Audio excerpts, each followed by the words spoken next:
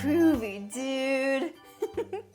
So what's up with CBD and skincare? Cause these guys really wanna know, man. Do we finally have a lotion that will give us the munchies? In the last couple years, cannabis and its bevy of chemical constituents that include terpenes, flavonoids, and other cannabinoids, like the increasingly popular CBD, have gotten a bit of a makeover. CBD is now showing up in gummies, tampons, chocolates, and even your beauty products. How did cannabis ditch its stoner image? And is it legit enough that it's high time you get yourself some CBD? Let's dig in.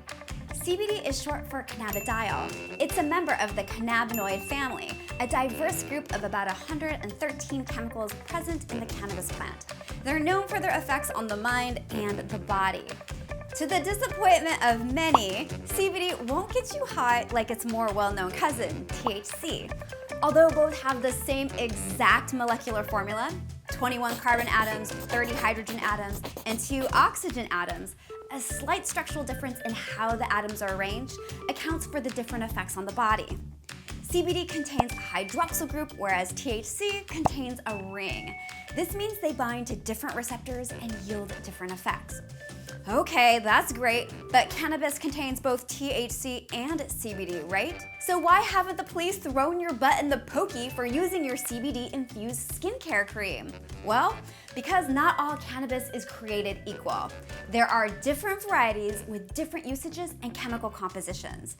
Think of it like apples. You can buy a Fuji, Braeburn, Granny Smith, or an iPhone. Hey, I'm on the phone. All are apples, but different varieties.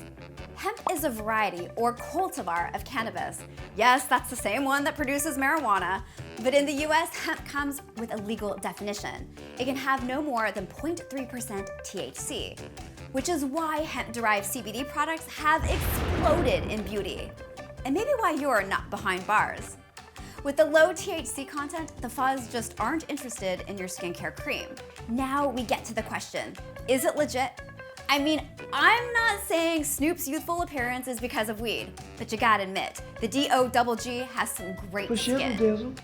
We've seen a whole arsenal of marketing claims, but are they true? Let's talk about how CBD actually impacts the body, specifically skin. Cannabinoids like CBD stimulate the endocannabinoid system, a network of receptors with names like CB1 and CB2.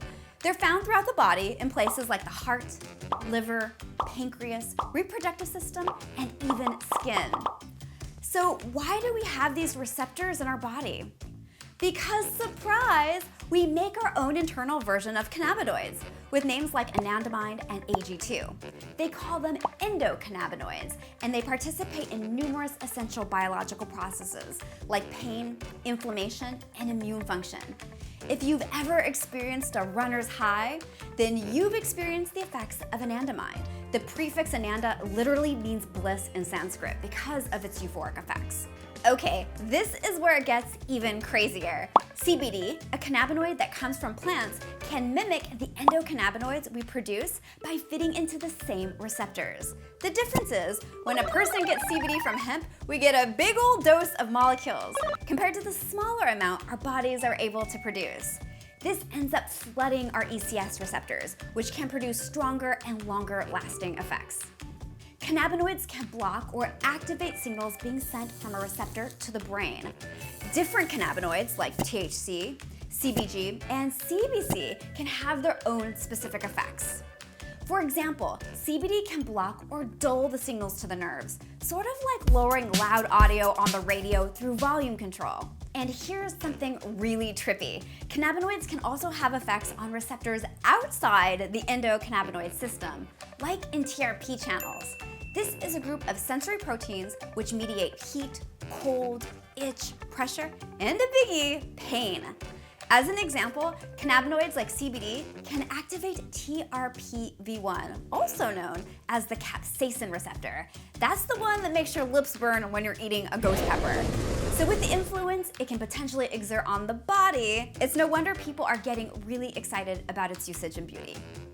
When cannabinoids interact with the endocannabinoid system of your skin, they only work in the areas where you apply it. The skin has a particularly low absorption rate for cannabinoids, so any application of CBD balms, salves, and lotions needs to have enough CBD to overcome this barrier. Sometimes companies will also use penetration enhancers to boost an ingredient's ability to pass into the skin more easily. But before you get excited about the skin benefits of CBD, there are a few things you need to know. First, there's not much science right now that explores CBD's exact effects on skin. The studies that do exist are focused on cannabinoids other than CBD, including more potent synthetic cannabinoids.